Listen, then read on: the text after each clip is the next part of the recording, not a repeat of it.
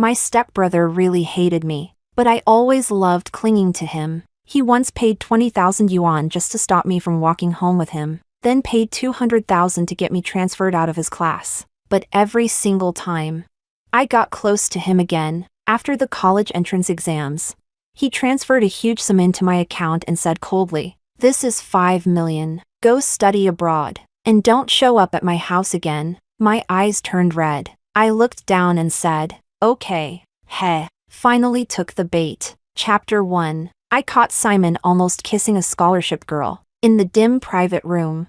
He was slumped lazily on the sofa in the corner, eyes closed, his delicate features half hidden in the shadows. A girl in a white dress stood beside him, hands braced on either side of him, leaning closer, testing the distance. I suddenly pushed the door open. She jumped, spinning toward me in panic, her eyes wet like a startled deer. "Virginia." I walked past her towards Simon. "The driver's here to pick me up. Uncle asked me to bring you home too." He grabbed the jacket at his side, draped it over his shoulders and followed me out. It was late at night, the hallway almost empty. He closed the door behind him but didn't leave, leaning lazily against it. "She almost kissed me."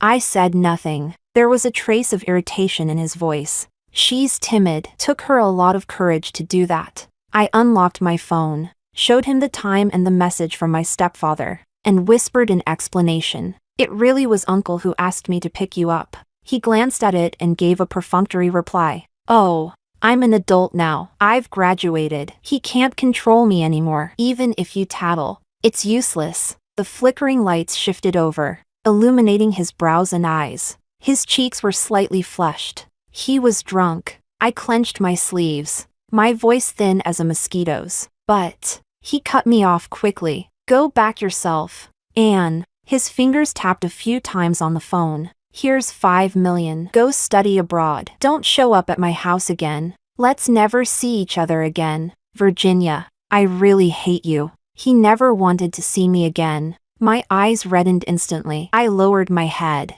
swallowing the lump in my throat. "Okay." Simon turned back into the room and slammed the door hard. I checked the numbers on my mobile banking app. Then I couldn't hold it in anymore. I squatted down, covered my mouth and started laughing woo-woo through my fingers. Finally, he fell for it. Chapter 2. Simon had hated me for a long time. He thought my mother and I were after his family's money. Well, he was smart then. When I was 14, he put 2 lizards on my bed, trying to scare me out of his house. I cried. My stepfather comforted me by giving me more pocket money. When I saw the money, I was happy again. At 16, Simon and I were placed in the same high school. He didn't want to be in the same class as me, but also didn't want my stepfather to scold him and then comfort me. So he skipped the extra steps. 200,000. You transfer out of this class. In first year, I left. In second year, I came back again. He hadn't set a time limit. When I walked back into the classroom with my bag, Simon's face went black. The boy in front of him grinned. "Simon, your sister's really persistent," Simon said coldly. "She's not my sister." Everyone exchanged knowing smiles. Simon looked at me, frowning. "What will it take for you to disappear from in front of me?" My eyes reddened. "Do you hate me that much?" He held up a number with his fingers. I bit my lip. "Sorry, wrong classroom today." Chapter 3. I discovered a business opportunity. Simon was truly rich. His mother, who lived overseas, had already paved the way for his future. When he played golf, I stood by him as part of the atmosphere crew, handing him water and his coat. He came over to question me. I looked up at him, eyes full of stars. "I just admire my brother. Is that not allowed?" He transferred me money. "If you've got nothing to do, go out and shop. Stop bothering me." Well then, I had no choice but to accept the payment with a smile. I clung to Simon for more than a year. Everyone knew he had a clingy little stepsister. Some even joked we'd end up visiting the orthopedics department together. Over time, Simon couldn't even be bothered to explain anymore. He'd just shove money at me and tell me to get lost. But I wasn't about to leave my personal ATM behind. At Simon's coming-of-age party, he drank alcohol. When he got home from the hotel, I greeted him with a bowl of hangover soup in one hand and held him up with the other. I was hoping he'd be so drunk that he'd mistype an extra zero when transferring money. He squinted, lowered his gaze at me, then suddenly said, "Virginia, you're really manipulative and calculating." There was a trace of mockery in his tone. I froze mid-step on the stairs. Being insulted?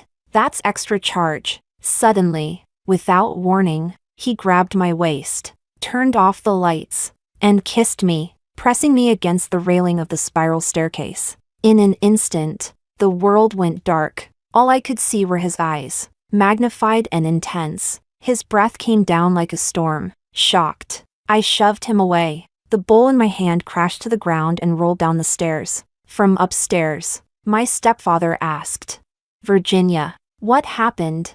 I stifled my trembling voice and complained tearfully like always. Brother got drunk and threw a tantrum. He smashed my bowl. Simon lowered his head, leaning against the railing, silent in the shadows. My stepfather sighed. "He's always like this. Gets crazy when he drinks. Don't worry about him. Go get some rest. I'll help him." I fled to my room. 3 a.m. Simon messaged me, "Sorry. I didn't see clearly. Thought you were someone else." It was the first time he ever apologized to me. And it was an insult. He attached a money transfer. I didn't accept it. Didn't reply either. Chapter 4. It wasn't until later that I found out who that person was. One of Simon's admirers, Bianca, a scholarship student who always ranked in the top 10. She was insecure and timid, only daring to look at him from afar. Simon, of all people, actually noticed her. He once said, "She's just like Virginia, always putting on that pitiful act.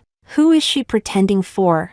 He hated me, but he seemed to enjoy watching Bianca act like that. After school, I sat in the car waiting for him, but then I saw a girl in a school uniform walking behind him. The car door opened. He didn't get in, holding her backpack in his hand. He raised an eyebrow at me and said casually, "Get out." I froze for a moment. Bianca tugged gently on his sleeve, her voice soft and cautious. "Forget it, Simon. I can go home by myself." But Simon didn't budge. His tone turned colder. "I'm taking her home. I already sent you money. Get a ride back yourself. Why not just give me more money so I can buy my own car?"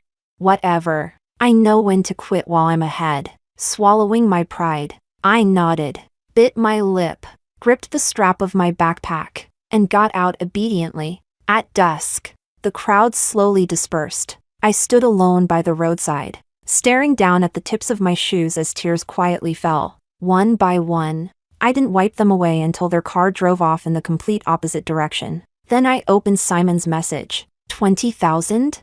Good thing I didn't check it in front of him. Otherwise, I wouldn't have been able to cry. Chapter 5. Simon gave me the 5 million too late. I hadn't prepared for the IELTS at all, so I had to cancel most of my travel plans and social outings and hole up in my room memorizing vocabulary. Downstairs, Simon was throwing a party with his pack of rowdy friends. The speakers were blaring. I took off my headphones and headed downstairs. "Can you turn it down a bit?"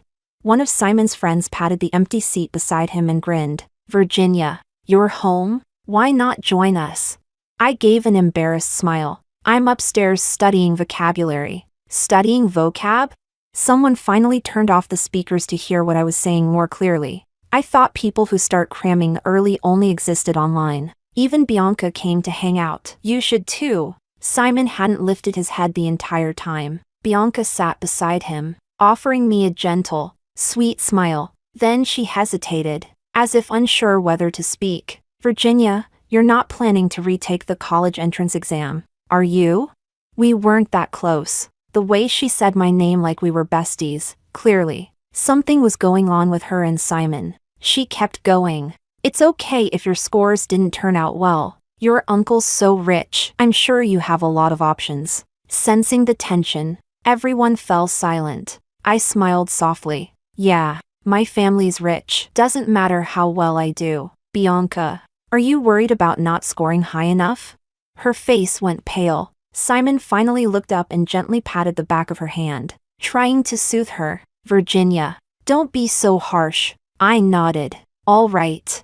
I'll go back to studying. You guys keep it down. I put my headphones on and headed upstairs. A few gazes followed me, prickling like needles in my back. Chapter 6. On score release day, Bianca was at our house again. This time, her excuse was that her ancient home computer broke down. Even though Simon knew that our city released scores via text, he still indulged her and brought her home. Around 3 p.m., I heard her sobbing in Simon's study. I wasn't sure if it was grief or happy tears. The text message didn't show the total score. Simon held a calculator, punching in numbers and adding up her scores one subject at a time. As I left for my class, I passed by his study. The door was open. He leaned against the bookshelf, reading aloud. 672. Just loud enough for me to hear. He knew I was walking by, but he didn't even look up. And you? Bianca asked, confused. What? Downstairs. As I changed my shoes, I casually replied. 680. I'd overperformed. I waited for him to ask. Something fell to the floor with a sharp thud. Startlingly loud. Chapter 7. My dad wants you to apply to Zhejiang University. That night, Simon stood outside my door and said this to me. My stepfather is a pretty traditional guy. He values education and believes that having his children attend a top university gives him more prestige. I had my hand on the doorknob, ready to shut the door. But you told me to study abroad. Simon went quiet for a moment, then chuckled. So obedient now? Well, I did get the money. How could I not be obedient? Though in the past, I only ever half listened. When he told me to scram, I'd leave for an hour, then come right back. This time, I was honestly a bit embarrassed. 5 million. I promised I'd take the money and disappear for good. At family gatherings, Mom and I could sit at our own table. He said, so now you're ignoring what my dad says?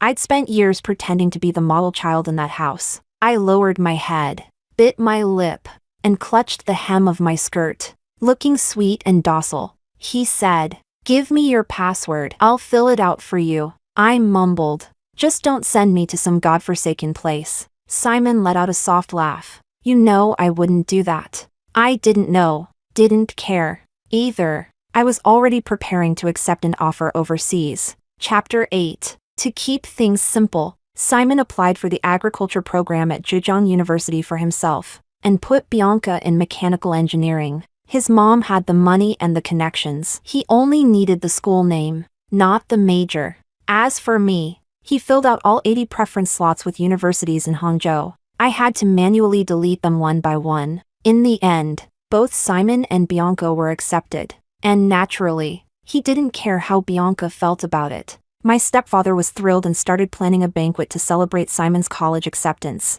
At dinner, he opened a bottle of red wine and clinked glasses with my mom. Simon came downstairs, casually asking, should Virginia and I have a joint banquet?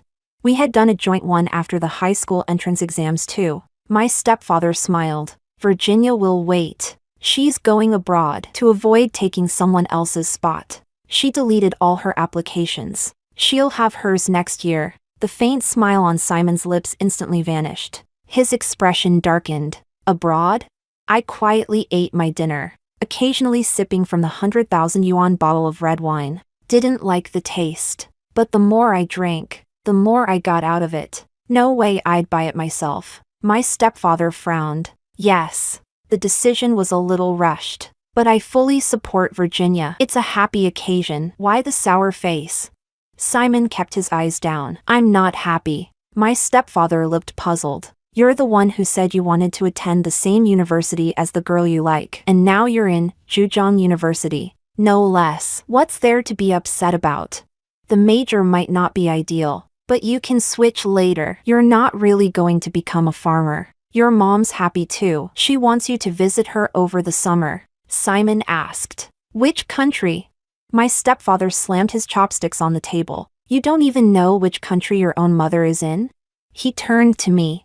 I was asking Virginia. Silently, my stepfather picked his chopsticks back up. I put down my wine glass and cautiously looked up. Haven't decided yet. Chapter 9. At night, Simon sat in my room, using my laptop to search for schools. His was broken, When the preliminary admission results came out, Bianca got too excited and knocked over a glass of water. Seriously, a grown woman, still playing with water in the study. He was sitting in my chair, so I had to sit on the bed. The room was quiet, with only the sounds of his keyboard and mouse clicking. Go to the US, he suddenly said. Why?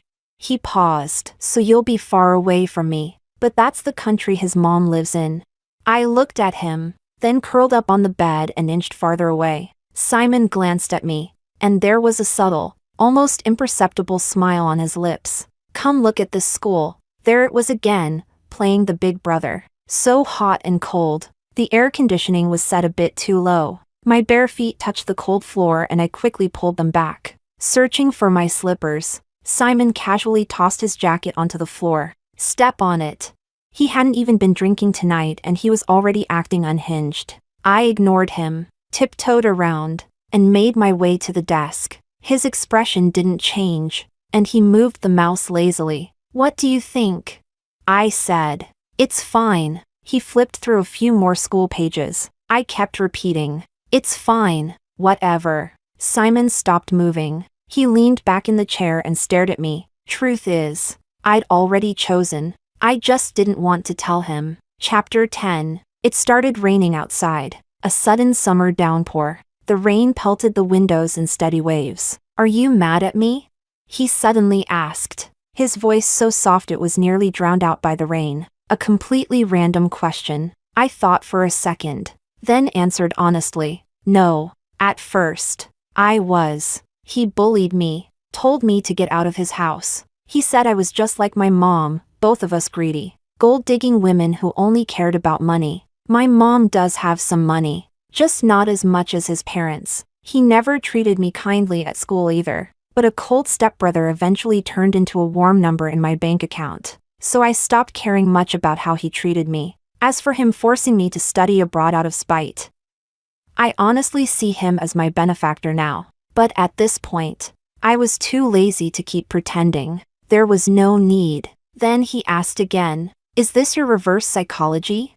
That one was harder to answer. Taking his money and playing weak could be considered reverse psychology. Sure, just not in the way he imagined. I pressed my lips together, unsure of what to say. His phone lit up right on the table. Bianca was calling. He hesitated for a moment, then answered and walked out of the room. Before closing the door, he even patiently told her, I couldn't answer earlier. Sorry for the delay. So he can speak nicely. He just used to reserve the bad attitude for me. Chapter 11. Simon took Bianca on a trip. Bianca posted travel photos on her moments. By the sea, wearing a straw hat and a white dress. She smiled like a blooming flower. There was even a watermark from a camera on the photos. Caption. He said he wants to raise the younger me all over again. He wants to host a feast for my childhood self. I gave it a like. Scrolled down. I liked all my high school classmates' vacation photos too.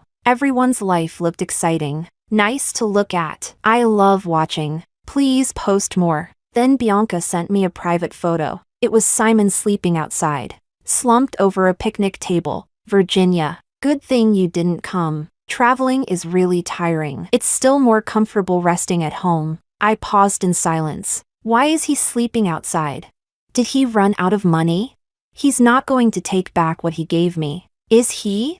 I got a little nervous and after thinking carefully, replied cautiously, then let him rest well while he's there. Don't let him get too tired. If the beach is too hot, he can always sleep under a bridge. Bianca typed for a long time. Virginia. I really need to talk to you. You and Simon are both adults now. As step-siblings with no blood relation, you especially need to keep your distance. I stared at that little essay. Silent. Copy. Paste into Pinduoduo. No reaction. Switched back to WeChat. Okay. Chapter 12. Over the long summer, I took the IELTS and sorted out all my application materials. Many universities were already accepting Gaokao plus AST scores. I did my best to apply for this year's intake. By mid-August, Simon had gone to college. I was still at home. The campus wasn't far. And after military training, Simon started coming home almost once a week. We barely spoke, but we still saw each other weekly. Sometimes Bianca came with him. One day, she followed Simon in through the door and was surprised to see me reading on the couch. Then she quickly pretended to act familiar. Virginia hasn't gotten an offer yet? Then you'll have to enroll next year, right? Simon tugged at the corner of his lips. Probably. She looked suddenly enlightened. Then you'll graduate a year later than us? I replied calmly. The university I applied to has a 3-year bachelor's program. Not sure what nerve that touched. She bit her lip awkwardly, then looked up at Simon. I didn't know that, Simon said indifferently. Not knowing is normal. Different starting points, and knowing more doesn't mean you should act superior. Almost felt like he was talking about me. I had no idea what I'd done to offend them, but I didn't want to argue. I closed the book on my lap and headed upstairs. Simon called after me. Which school? I turned around. The sunlight streamed through the window, casting a warm glow on the stairs. I smiled at him. Forget it. No need to flaunt my superiority. Chapter 13. Mid-September. On the day my stepfather and mom took me to the airport. It was a weekday. He wanted Simon to take time off to come with us. I declined. He's never liked me. No need to trouble him. I left without seeing him, which probably suited him just fine. Once the plane leveled in the air, I opened the shade and looked outside. All clouds. The ground was no longer in sight. The flight was long. I pulled the blanket over me, tucked a U-shaped pillow around my neck, and closed my eyes. Unexpectedly, I dreamed of Simon. When he was 14, a relative maliciously told him that his mom had returned. He had rushed out of the house in excitement, only to find me and my mom at the door. Ah, right. They meant stepmom, not his real mom. My first impression of Simon, dark. He was pale and skinny, listlessly staring at me. My stepfather was always busy. His real mom lived overseas. Maybe he was a bit pitiful, until I reached under the covers one night and found 2 geckos. After that, I figured I was the pitiful one. During our teenage years, Simon and I clashed constantly. My stepfather only ever hit Simon. Easier to discipline your own kid. My mom never laid a hand on me. She only spoiled me. I used to think about being nicer to Simon, but pitying a man always leads to trouble. The first time I tried baking a cake, I asked if he wanted some. He threw it away. The first love letter I ever received, he ripped it up. During his rebellious phase, he barely spoke, just repeated one word at me. Hate. He hated me. Hated that we shared a household registration. Hated the pitiful, innocent look I always wore. I got mad, gave him the silent treatment for 2 months. When school started, he finally spoke to me. First thing he said, told me to switch classes. Second thing, he gave me 200,000 yuan. Now is that good enough? I gave him a sweet smile. Good enough. But Simon threw the voluntary transfer contract on the table and scoffed. Gold digger. Chapter 14. I landed in London. Rented an apartment, started living on my own. At first, I couldn't adjust to classes in full English, couldn't get used to the food. I was miserable. I wanted to go home. Simon didn't message me until a week after I left. You left without saying anything? Yeah. Why? I took a long time before replying. Because I hate you too. No reason to inform you. When I hadn't taken his money, I never would have said something like that. Because I thought it wasn't worth arguing with someone who was that emotionally starved. Now I was in a bad mood. I didn't care about his feelings. Simon didn't reply again, but Bianca called, crying. What did you say to Simon? I flipped a page in my book and half-heartedly answered. Nothing much. She choked between sobs. He blocked me. I snapped my book shut. Startled. He slapped you? Simon hits women now?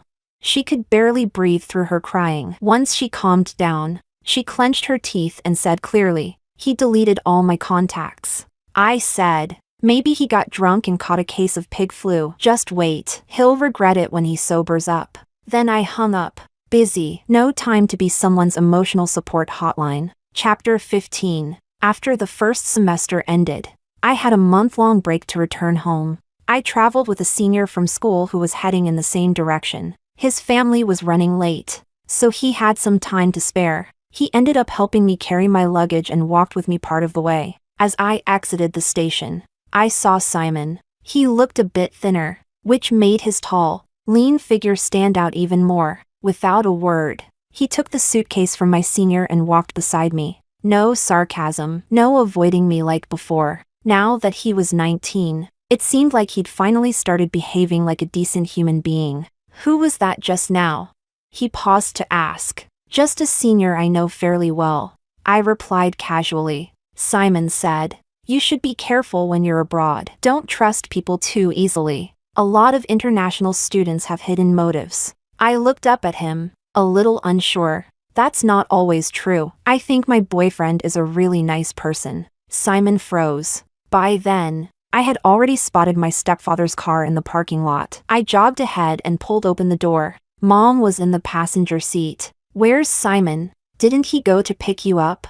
I set my backpack down and replied. He walks slowly. I wanted to see you as soon as possible, so I ran over. Mom laughed. I already asked the housekeeper to buy groceries. We'll cook all your favorite dishes tonight. She looked me over. You actually didn't lose weight. 3 minutes passed. Still no Simon. My stepfather gave him a call. He finally came over in a hurry and got into the back seat. My backpack sat between us like a quiet divider. He kept his head down the whole time, eyes bloodshot. I had no idea what he was thinking. Chapter 16. At the dinner table, Simon remained silent the entire time, detached from everyone else. That was typical of him. He never made an effort for appearances. Everyone had grown used to it. After dinner, I didn't go upstairs. I went to the garden and sat on the swing. Crisp, orange leaves rustled gently across the yard. Simon followed me out. He stood behind me, his voice hoarse. Do you actually have someone you like?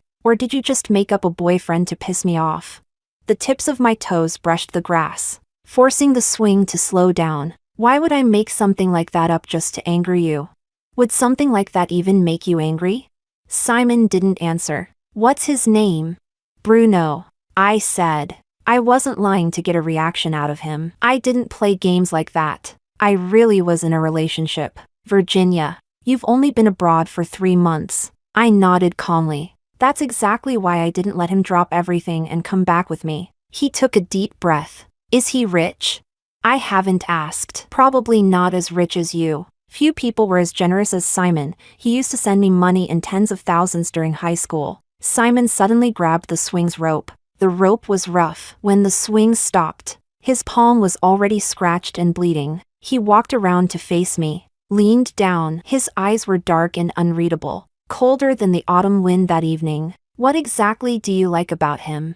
He was too close. I turned my head away, shrinking back a little. He's just a really good person. Move. I want to go back to my room. Chapter 17. Bruno was a good person. I met him through a friend of a friend. He was always polite and warm to everyone, even in a group of a dozen people. He never let anyone feel left out. We met at a small gathering arranged by mutual friends. I couldn't get used to the food. Only took a few bites and ended up starving the whole night. Bruno had a UK driver's license. In the end, he drove my friend and me home. When we passed the villa he shared with a few others, he stopped briefly to go upstairs and grab something. He came back with 2 boxes of soufflé, one for me, one for my friend. He handed mine over, his eyes slightly crinkled with a warm smile. I baked these this afternoon. Try them. You can eat them in the car. I thanked him, and then cried while eating it. The homesickness, the pressure from school, the constant stress of eating poorly, all of it hit me at once. The moment I tasted something that felt like comfort, the tears just wouldn't stop. My friend panicked, nudged me gently. Hey, what's wrong? I sniffled. Nothing. It's just so good. She smacked her thigh and said, that's it. We're going back tomorrow to beg him to cook. He's amazing. He can cook Chinese and Western food. I wasn't close to him yet, so I didn't go. But the next day, my friend returned with a lunchbox and shoved it into my hands. Look what I hunted down for you. A takeout treasure. Inside the cute ceramic container, the rice was tightly packed. Half was covered in tomato scrambled eggs with beef, and the other half left plain. Lined up like a tiny wall were sweet and savory cola chicken wings. I tried to ask my friend about Bruno's interests, hoping to send him something in return. She came back later and said, "He only wants your contact info." Was that a gift? I gave it and added a little something of my own as a thank you. That's how Bruno and I started. Chapter 18. Simon didn't move a single step. He said, "It's easy to pretend to be a good person. You've only known him for 3 months. He's probably trying to scam you." His gaze landed squarely on my eyes. "He probably just thinks you look pitiful. Thinks you're easy to fool." What did he have against downturned eyes? Simon, you always assume the worst in people. 3 months truly wasn't enough time to know everything about Bruno. But that's how all relationships start. And at the very least, when I was with him, I was happy. He was always warm and gentle. He never said things to deliberately hurt me. I shoved Simon hard. He wasn't expecting it. Staggered 2 steps backward. I brushed past him, ran upstairs, and locked my door. There were a few more potted plants on the balcony now, ones I didn't recognize. I took a photo and sent it to the housekeeper auntie. "Me, auntie. What's this plant?" She replied, "Auntie, plumbago. Your brother raised them and asked me to move them here, so that when you come back on vacation next year, they'll be blooming for you." Plumbago. I used to love those. When I first moved here, I thought the balcony looked too bare and wanted to raise some plants. I'd heard plumbago was easy to care for. After school one day, I brought home 5 pots of them. Simon didn't even let me in the house. He stood on the steps, blocking the front door, his young face full of irritation. "I'm allergic to pollen. Throw them away. And you, go wash yourself clean before you come back in." Auntie told me that after I went abroad, Simon started growing flowers. Plumbago has a long blooming season. It still blooms in November. Simon even took a photo of them back then and posted it to his Moments. Auntie gave it a like. But I didn't. I had him set to chat only on WeChat. So it turns out, he wasn't really allergic after all. I messaged,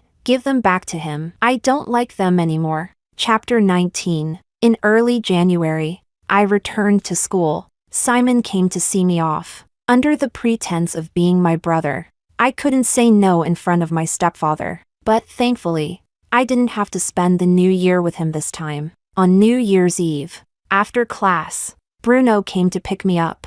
I couldn't cook in my apartment, so I went to the villa he shared with his friends to celebrate. Many friends were there. People were playing cards in the living room. Bruno was in the kitchen. I tied on his spare apron, pinned up my hair, and walked over. "I'll help you. I know how to bake cupcakes." He glanced down at me and chuckled softly. He picked up a freshly washed strawberry and held it to my lips. "Then help me taste this first." I took a bite. Sweet and sour juice flooded my mouth. Delicious. Bruno brought over a glass bowl full of clean strawberries. Was this some sort of test? I held the bowl in my hands, looked up at him, and said innocently, "I really did come here to help." He smiled. I know. Head over there." He gestured to a long dessert prep table. The countertop was filled with neatly arranged, pristine baking tools and ingredients. It looked like a toy set for playing house. Chapter 20. Bruno cooked over 10 dishes. I baked strawberry-flavored cupcakes. Everyone had a great time. Late at night, he drove me home. I'd had a bit of wine, my cheeks were pink and warm. I wasn't drunk, but I wanted to use the excuse to be clingy. My voice even got a bit squeaky and sweet. When we arrived downstairs, the cold wind stung my face as the car door opened. Bruno wrapped my scarf around me, pulled the fuzzy hat over my ears, and helped me out of the car. I held his hand as we stepped onto the thick snow. I deliberately walked slowly, swaying a little. The snow hadn't been cleared yet. It was a sea of white. I didn't see the steps clearly and almost missed one. Bruno reached out and caught me by the waist, pulling me back. We were so close. I nearly bumped into the tip of his nose. His skin was pale, but right now, his face was tinged red, like tinted porcelain. He looked beautiful. I thought it was the perfect moment. I gently tugged his sleeve, gathered my courage, rose up on tiptoe, and kissed him. The night was deep, the streetlights dimly glowing. The breeze was cold, but his face was burning. His breath was warm. After the kiss ended, I buried my face in his chest, blushing furiously. Bruno gently cupped the back of my head and let out a soft chuckle. I turned slightly and opened my eyes shyly. And then I froze. A man in a black coat stood in the distance, quietly watching everything from the foot of the building. It was Simon. Chapter 21. Bruno and I lingered for a long, syrupy goodbye. Then I walked into the building. Simon strode toward me, a chill clinging to his entire body. I had no idea how long he'd been standing out there. Snowflakes dotted his black hair. He knew the address to my apartment. Mom sometimes video called me while I was in the living room. No one bothered hiding anything. Still, I never imagined he'd come here like this, alone, in complete silence. On a night like this, our eyes met. We spoke at the same time. Happy Lunar New Year. Why are you here? Simon said. I came to see you. I averted my gaze. I'm fine. His jaw was tight. His Adam's apple moved as he swallowed hard. I'm sorry, he said. Such a strange, sudden apology. Sorry for what? Exactly? Was his mouth rented, charged per word? I said nothing. He hesitated, then stared at my face and added, I never touched Bianca. I just wanted to see how you'd react. She's not like you. Sometimes she tries to act like you. Aw, so it's about that. I said, okay, got it. Don't bring it up again. He looked down, and I couldn't tell if he was angry or just sad. He leaned against the wall and brushed up against some dust. He lets you live in a place like this?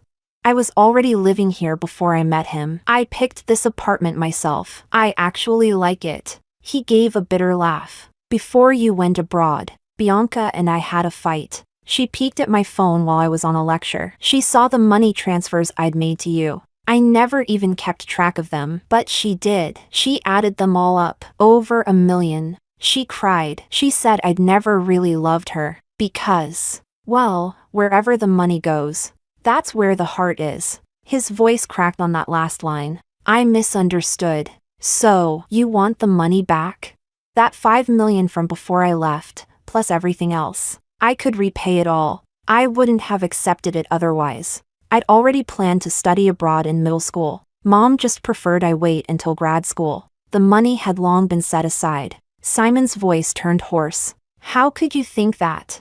What I gave you is yours, always. I started to lose patience. My gaze wandered. I began counting the floor tiles. Then why bring it up? He went silent for a while. His lashes trembled slightly, and his fingers dug into his palms. Wherever the money goes, that's where the heart is. You said that too, once. Virginia, I like you. After all these years, didn't you ever notice?